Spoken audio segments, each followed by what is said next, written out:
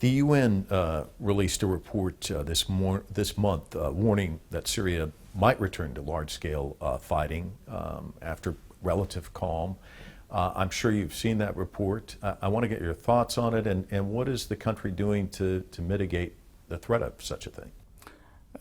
I don't know who writes these reports, but sometimes they are detached from the reality.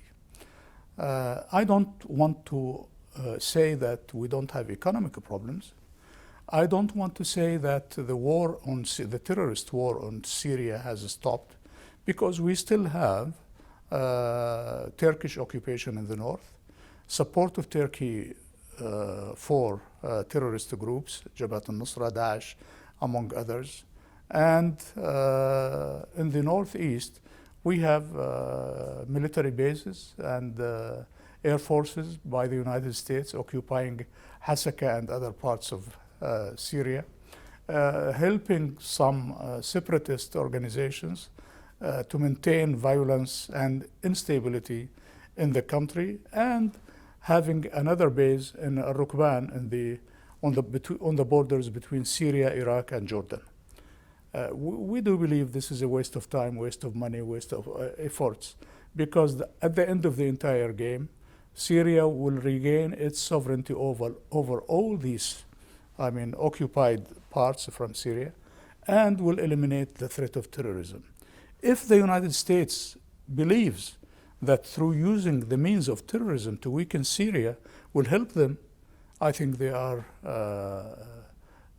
big losers. They will lose the battle because the international community is united. Some Americans may not believe what I'm saying, that their government is supporting terrorism.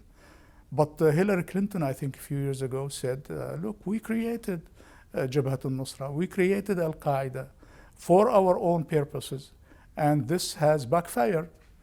Look at what happened here in New York.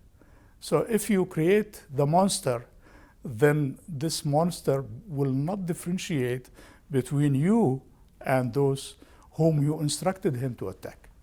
How do you think the U.S. went about creating these monsters? They are creating monsters everywhere.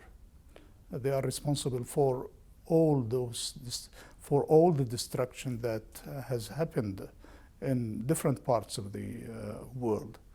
I don't think the United States can maintain its interests, can achieve its interest through wars and intervention in the internal affairs, or through the change of governments, as they did in Syria by supporting Daesh and Jabhat al-Nusra, among others.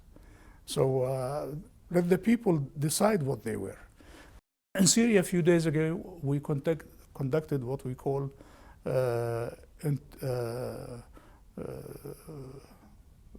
self-administration.